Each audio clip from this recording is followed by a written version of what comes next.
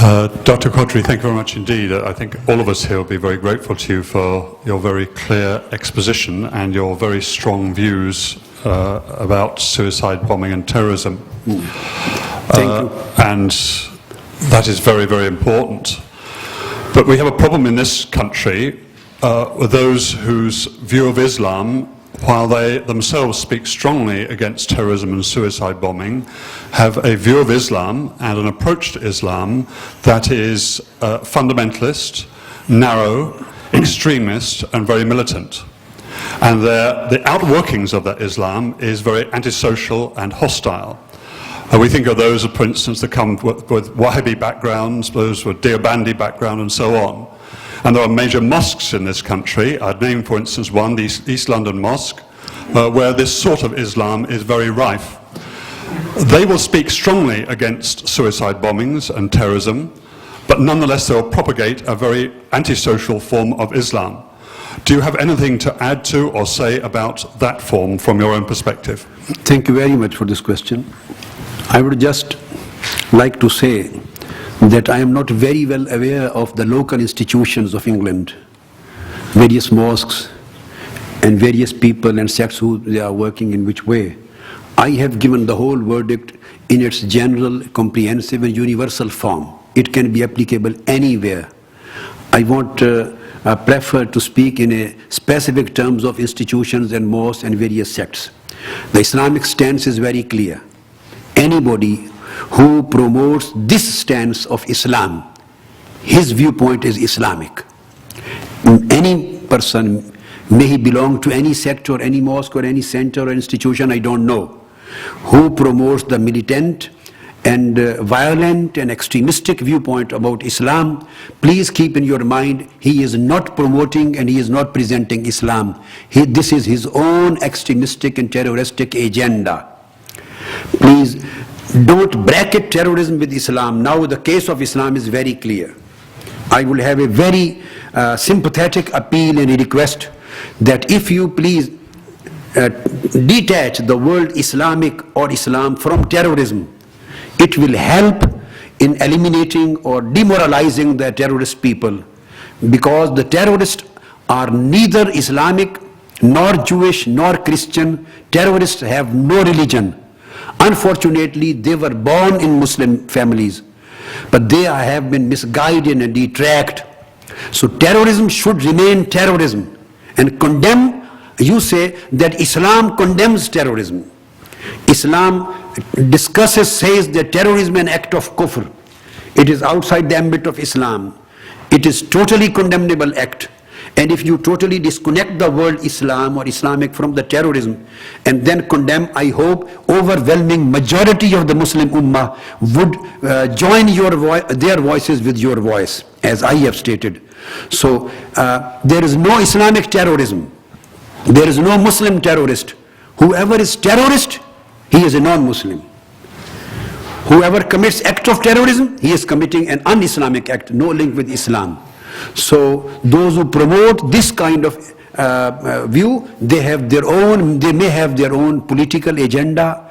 They have been instigated. They have been prepared for that particular purpose. You have to deal these kind of people with a different way. But I would say it is clear according to Quran and Sunnah, these kind of people having this terroristic or militant agenda has no link with Islamic teaching.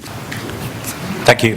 My name is Dominic Kashani. I'm from the BBC. Can I ask about a specific situation? There are some scholars who say that the situation between Israel and the Palestinians is an exceptional one, and that the rules you talk about would not necessarily apply. Can you tell me what you would say to a young Palestinian who believes that the only course of action he has open to him is to turn to the suicide bomb? Thank you very much. I would like to say all of my brothers in Islam and my sons, because of age, whether they belong to Palestine, they belong to Pakistan, they belong to Somalia, they belong to any part of Islamic world. Terrorism is terrorism. We have to create a difference between warfare and terrorism. Terrorism means to kill civilians. those who are not directly fighting against you in a battlefield.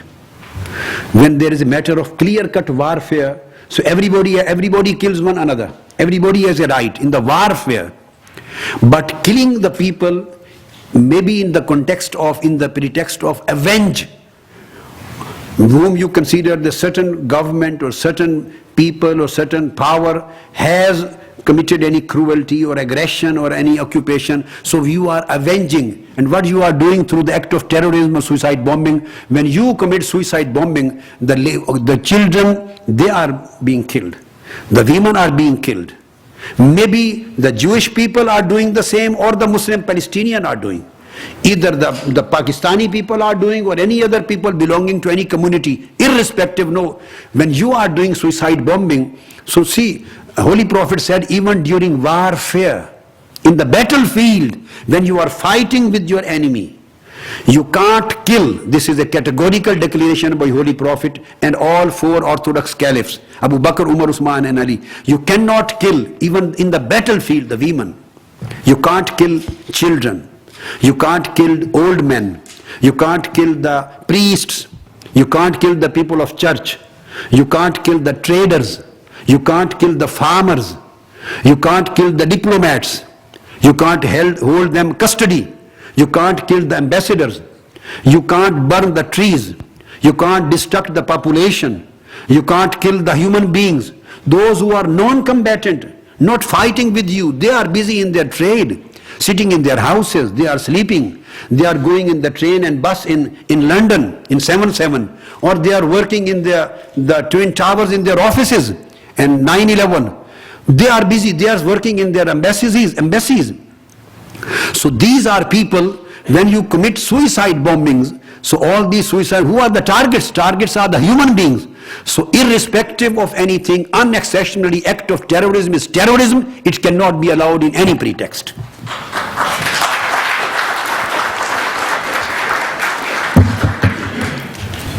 Thank you very much for your speech and your fatwa. I agree totally with you about Khawarij opinion, and the Khawarij of today are more extreme than the Khawarij of yesterday. But I'm a little bit puzzled of the fatwa of making the terrorist kafir. Because when we talk about Hadd al-Hiraba, it's very clear in the Holy Quran that you cut their hands and legs from behind and you throw them outside the city. Also, I'm a little bit puzzled of the non-dialogue system. While the fifth Caliph, Umar ibn Abdul Aziz, sat down, the